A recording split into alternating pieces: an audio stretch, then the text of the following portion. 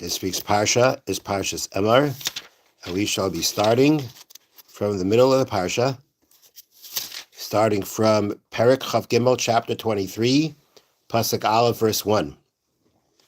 And this part of the Parsha deals with the Yomim Tovim, the holidays. Goes through all the holidays. So we're going to talk a little bit about some aspects of the Yomim Tovim of the holidays. So Perek Chav Gimel, chapter 23, Pasuk Aleph, verse 1. Vayidaber Hashem el Moshe lemar. Hashem said to Moshe, saying, Daber al b'nei Yisrael v'yamart aleihem. Speak to the children of Israel and say to them, Moyadei Hashem, the festivals of Hashem, the appointed festivals of Hashem. Asher tikru'u oisam, that you shall call them mikra'ei kodesh, callings of holiness. That's the literal translation. Asher tikru'u oisam mikra'ei kodesh, you shall call them callings of holiness. Elehem ayadai, these are my appointed festivals. Okay, so the first thing I'm going to talk about, excuse me, is this term mikra'ei kodesh, which again literally translates as callings of holiness. You shall call them callings of holiness. And this word mikra'ei kodesh, actually in singular form, we have it many times on Yontif. We have it in Kiddush. We have it in davening. We have the word mikra kodesh, which is singular form. What exactly does it mean, calling of holiness? Now, sometimes you will see some English translations, as a matter of fact, here in the Art Scroll, they translate Mikrei Kodesh as Tikru Isa Mikrei Kodesh, means that you are to designate as holy convocations. You know what that means? Holy convocations means, a convocation means a gathering. No, but this is the same in Russian. Fine, a gathering. And this is how the Ramban Nachmanides explains Mikrei Kodesh. Sheyiyu b'yom hazeh kulam kruim v'nasafrim l'kadosh esay. Everybody should be called and gather to sanctify it. So calling of holiness means when you gather people together, you call them together. So they are called together to sanctify it. What does that mean? They're called together to sanctify it. Ki ha-mitzvah hi al Yisrael, because the mitzvah on the Jewish people is likoveis v'veis Elokim b'yom hamoyed, to gather in the house of God, meaning in the shul, in the synagogue, on the day of a festival. L'kadosh hayom b'farhesya, to sanctify the day, meaning to declare the day as a special day to Hashem, publicly, b'tefillah, in prayer, v'halel lokel, and giving and saying Hallel, giving thanks to Hashem, b'ksis nikia, wearing clean clothing, meaning wearing specially cleaned, special clothing for the holiday. Okay, so the first thing the Ramban says is a holy mikrei kodesh, callings of holiness, means gatherings of holiness. Gatherings of holiness means when people come together in shul to publicly sanctify the day through prayer, through Hallel, and through what he calls ksis nikia, clean clothing. Halacha talks about that a person should make sure his clothing are clean for Yontif, which also means, in which the common practice is, that you have special clothing for Yontif. And that is the manner of how we publicly declare the day as holy. And there's one more part of it, as he says, V'laseis oisei yoy mishta, and to make it a day of mishta, which means a day of feasting. You know, we take for granted that on Shabbos, Yontif, part of the way that we give honor to the day and sanctify the day is with special meals. And we're going to see, and that is typically explained, and it is part of the fact that the Torah says, on Yontif v'samachti, shall rejoice. Rejoicing means with food and drink. But the Ramban doesn't talk about simcha. He actually brings a more explicit verse that talks about eating and drinking in honor of Yontif.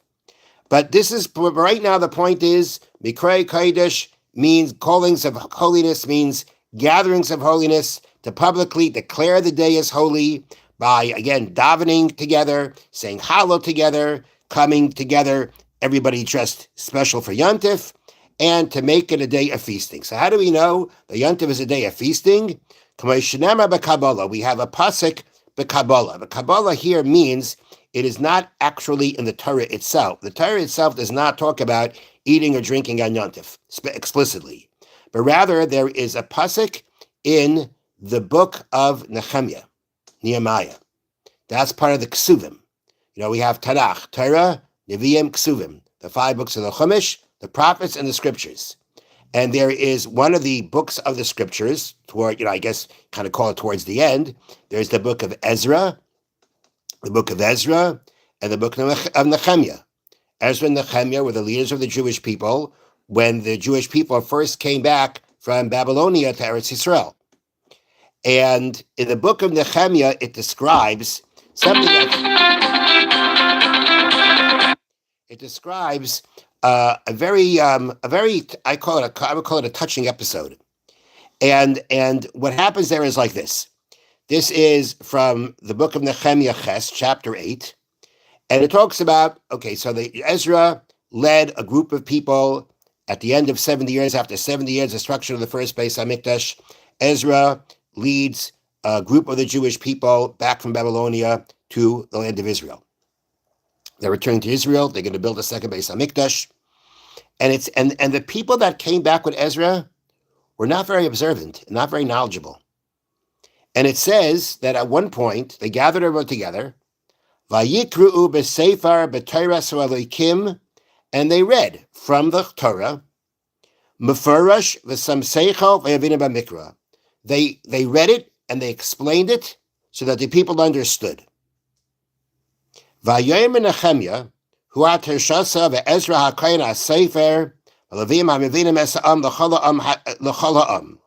Nehemiah, Ezra, the Levites, who gave understanding to all the people, they said the following: Hayom kadosh hu la'Hashem Elokeichem. Today is holy to Hashem your God. You know why it was holy? Rashi says it was Rosh Hashanah. It was Yontif. Al tis'ablu, do not mourn. Va'al tifku, do not cry. Ki beichim kol ha'am kesham'am es divrei haTorah.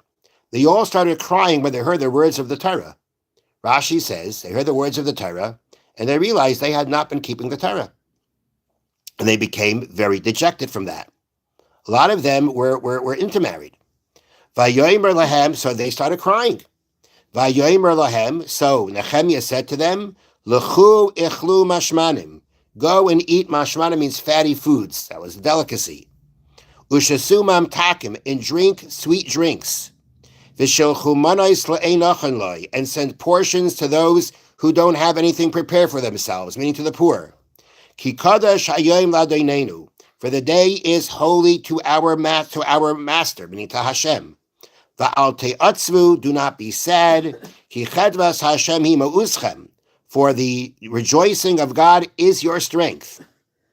And it says, Va'aleviim machshiv l'chol ha'am leimar, and the Levium are crying down the people, saying, Hasu, be silent, ki hayom kadosh, va'al te'atzvu. Today is holy, do not be sad. Vayelchu chol ha'am lecha v'lishtois v'lishalach manos. All the nation went to eat and drink and to send portions, v'lases simcha gedola, and to make a great day of rejoicing. Ki hayivinu b'adavar ma'shediu lahem, because they understood the words that were told to them. So this is a very, poignant episode. And the Ramban's point of bringing in this episode is to show you that what are you supposed to do on Yontif? Eat and drink. But Nehemiah, in this case, he took message from Hashem or by his own? By his own knowledge. His own knowledge. And the point of the Ramban is, you see, what did he say to the people to do? Don't be sad, but rather what are you supposed to do today? You're supposed to eat, you're supposed to drink, you're supposed to give to people who don't have, which Rambam talks about how on Yontif, you can't rejoice if other people don't have what to rejoice with. And the Ramban says, so you see from here that part of what Yontif is supposed to be about is eating and drinking well. But Shabbos 3 meals, is this something? That's not the same thing. That's the same thing. Okay, so it's a very interesting episode here in Tanakh. There's a Malbim I'm not going to get into right now. Maybe I'll wait for Rosh Hashanah. But the Malbim seems to approach it more from the Rosh Hashanah aspect. The Ramban sounds its general Yontif aspect, but this is where the Ramban says explicitly, you see, that he told the people, today is a day not for mourning and not for being sad, but rather a day for rejoicing through eating and drinking. So you see that this is what Yontif is about. So this is how the Ramban rounds off how he explains what the phrase Mikrei Kodesh, callings of holiness, means. It means gathering together to declare the day holy publicly in shul by davening, saying Hallel, coming dressed specially for Yontif, and for having for having celebratory meals. Okay, that's the Ramban's explanation. Now, with that, I'd like to share with you how Rambam Maimonides, in his Yad HaChazaka, where he codifies the laws, the halachas, how he describes how the eating and drinking goes on Yontif. It's very interesting how he lays it out. It's a very interesting schedule. So this is the Rambam. This is from in the Mehilchas Shvisis Yontif, the laws of resting on Yontif, paragraphs 19 through 2021. So it says like this. Even though included in the positive commandment of keeping Yontif is eating and drinking, that doesn't mean eat and drink a whole day. So here's your schedule for Yontif. This is the way it goes. In the morning, you get up early. Mashki means get up early. Everybody gets up early to go to shul or to the study hall, umispalelin, and you daven. V'karim b'Torah binyan hayom, and they read in the Torah, the reading of the day. And then v'chayzer lebatayim v'eichlin, they go back home and they eat. V'hol klabata medrashos, and then after eating, you go to the base medrash, you go to the study halls, kairin v'shainin, and they read Chumash, they study Mishnah, Gemara, whatever it is that a person can do, ad chatzi hayom, until midday. Va'achar chatzais hayom, and after midday, mispalin tfilas hamincha, then you daven mincha. V'chayzrin levateyen, they go back home. Lecha v'lishtais, to eat and drink. Shar hayom, the rest of the day, ad alayla, until the night. That's a lot, But you can, but the day was pretty. It sounds like the day was pretty busy also in the first half of the day. It doesn't sound like you're getting up for 9 o'clock davening, right? And after you finish, whatever time you finish, then you have kiddush, and then you come back to learn. Which doesn't. It sounds more like there was a lot going on. That it says mashkimin. You get up early. You get up early. When you're getting up early to daven early, eat something because you got to eat something. You make kiddush, eat something. Go back to learn until midday. After midday, daven mincha, and then the rest of the day is for eating and drinking. This is really a fulfillment that the Gemara says Yontif is supposed to be half to Hashem, half to you. And it's really interesting. Now he says you're not eating a whole day, but sounds like half a day you're eating. But this is 2 meals. What is it? 2 meals? I don't know, because I didn't look further, because the 2 meals of Yontif are supposed to be one at night and one at day. Yontif is 2 meals, right? No, but he mentioned about 2 meals. Yeah, but the first one is not the Yontif meal. The first one is just to eat something, because you're gonna you finish davening, you're gonna go learn for the rest until midday. You're not gonna fast until then. So you go home and you eat something. It's not the Yontif meal. You go home and you eat something. It's like kiddush. We would call it kiddush. You go home and you eat something, go back to learn, and then you learn until midday, and then after that, after mincha, the rest of the day is for eating and drinking. So it's a lot of eating and drinking. But again, it's a very full day. It's half a day that's meant to be for Hashem between davening and learning, and half the day is for eating and drinking. Now, that's a lot of eating and drinking, right? Says the Rambam, when a person eats and drinks and rejoices on the Yontif, lo yamashech bayayin, he should not let himself become overly drawn to drinking wine. Ubischaik, bischaik means being very loud in your rejoicing. The kalas reish, or being lightheaded. The yoyma shekol misha yosef b'zeh yab mitzvah simcha. The more drunk you get, and the more wild you get, and the more frivolous you get, that's increasing your simcha. No. Shashichris v'aschayk haraba v'kalas hareish, because drunkenness and this boisterous rejoicing and being lightheaded, levity, ain't a simcha. That's not rejoicing. That's not what we call simcha. Elohoilis v'sichlis, but rather it is what we call frivolity and foolishness. The mitzvah is not to be wild. But the mitzvah is to have a joy that has in it the service of Hashem. And he cites the pasuk in Devarim that says, "Tachas asher lo yavarat Hashem Elokecha b'simcha tuvleiv amarev koil." The Jewish people are being rebuked because you didn't serve Hashem with joy. You see that you're supposed to serve Hashem with joy. The Evshar Lavedes Hashem, and you can't serve Hashem. Let me tell you, in being drunken or in being very frivolous, that you can't serve Hashem in that state.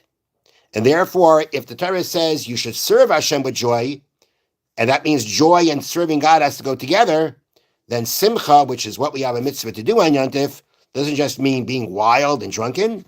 It means being happy. But it has to be a happiness that has within it a leans to the service of Hashem, which in a state of being drunken and wild, that doesn't happen.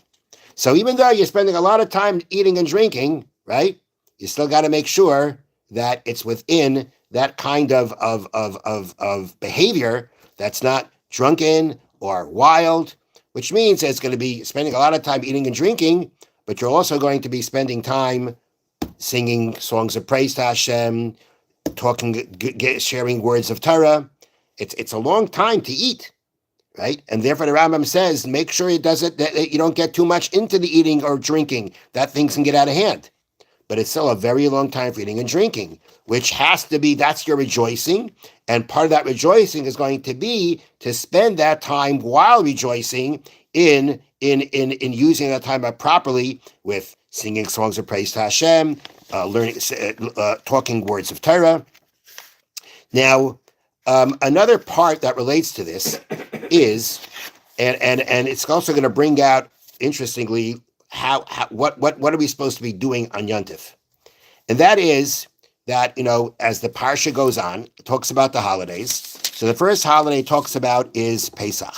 So if you look on Pasuk Dalet, verse 4, it reads, Eila Mayadei Hashem Mikrei Kodesh. These are the festivals of God, callings of holiness. Asher tikru Eisam b'mayadam, that you shall call them in their set time. B'chodesh HaRishon, in the first month, B'arba Asar l'chodesh, on the 14th of the month, Bein HaRabayim, in the afternoon, Pesach Lashem is the time for bringing the Paschal sacrifice. V'chamisha Asar Yom l'chodesh hazeh, on the 15th day of this month, the month of Nisan, Chag HaMatzos LaHashem, the festival of Matzos to Hashem, will be called Pesach. Shivas Yamim Matzos Teichelu, shall eat matzah for 7 days. Now, B'yom HaRishon Mikra Kodesh Yeh Lachem. Day 1, the first day, is a calling of holiness for you. Kamalechas Avodah Leisasu, no work of labor shall you do. Meaning the same way on Shabbos, we are told not to do malacha, not to do certain types of labor, certain types of activity. We're told on Yontif it's the same thing.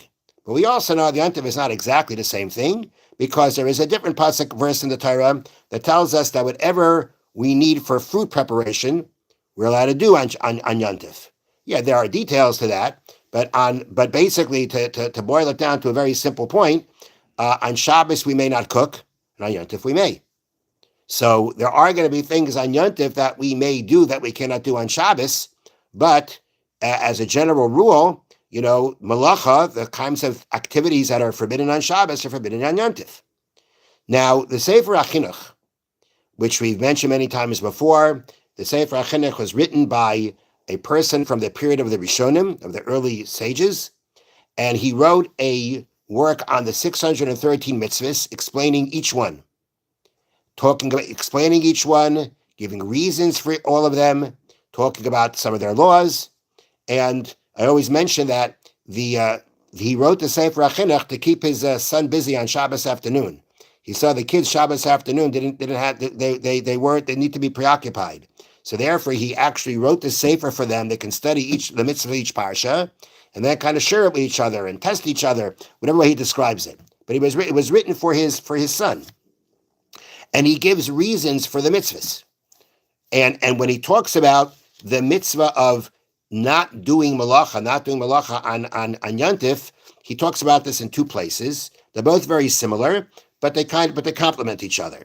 So he writes, what's the reason for the mitzvah of not doing, being forbidden from doing work, from doing your regular weekday activity on Yantif? So that we have a chance to think about the miracle that happened on that Yantif. Meaning, at least when you're talking about Pesach, Shavuos, and Sukkot, which are all Yomim Tovim that revolve around an event, a miracle. So the point is that we should have the time to be able to talk about that miracle. Unahalel, unafar machshavteinu, and to give praise and to glorify in our thoughts. The fact that Hashem commanded us about it, and that He performed miracles for us at that time. If you'd be busy with your work, meaning with your regular weekday activities, he'd have no time to think about anything. So if Yantiv is about having the chance to think about the miracles that the Yantiv revolves around and to thank and praise Hashem for it, then the reason why we don't do our malacha, we don't do regular activity that we do during the week, is because if we would, people would just get too involved in that and not have the chance to think about the miracle that Yantiv revolves around and to give praise and thank Hashem for it properly. That's in one place. In another place, he says, as similar, he says,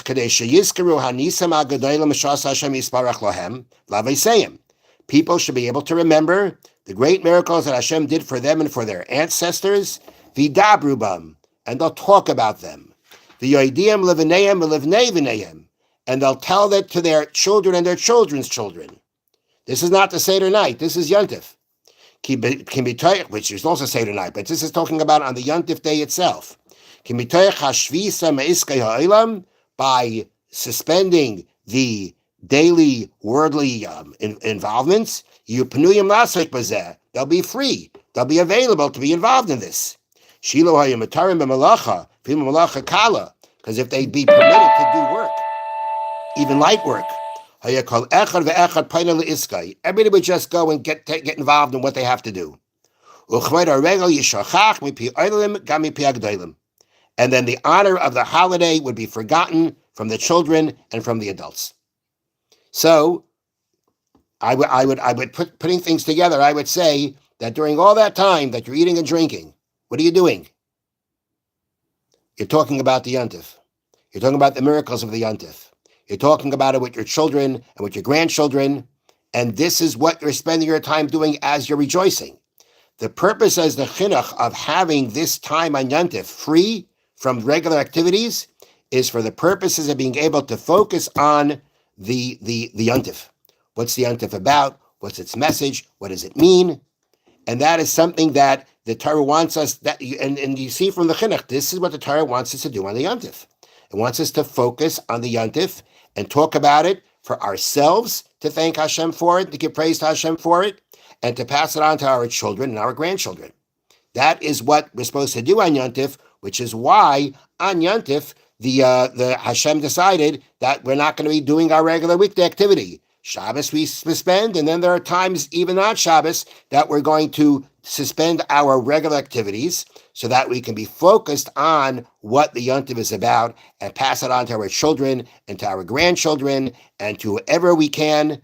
And like I say, this is during all that time that you have for eating and drinking, what you're supposed to be doing then are these things. But this is only just explanation from this book. Yeah. What's wrong with that? Rabbi, no, Torah did not say what I do. There's a lot of things the Torah doesn't say, and we have explanations for it. So that's what the Sefer HaChinuch is saying, that the point of when the Torah says that Don't do anything. don't do any work, it's because you should be free to be able to do this. That's the point. There could be other reasons too. When the chinuch gives a reason, it doesn't give the only reason. It's a reason.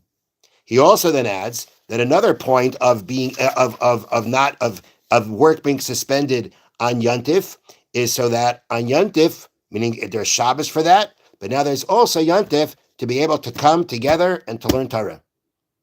When you don't have when you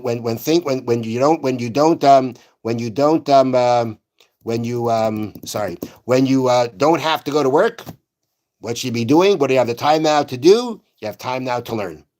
And as it says in the Gemara, Moshe tiken lahem Yisrael, Moshe instituted for the Jewish people, that they should teach and discuss the laws of Pesach on Pesach, the laws of Shavuos on Shavuos, the laws of Sukkot on Sukkot. So another benefit he calls of the fact that we don't have our work on Yontif is that on Yontif we now have the time to learn, as we find that Moshe wanted us on Pesach, on Shavuos, on Sukkot, on the holidays, to be able to have the time to learn and discuss the holiday itself. Thank you for listening. Have a wonderful evening. But regular day we also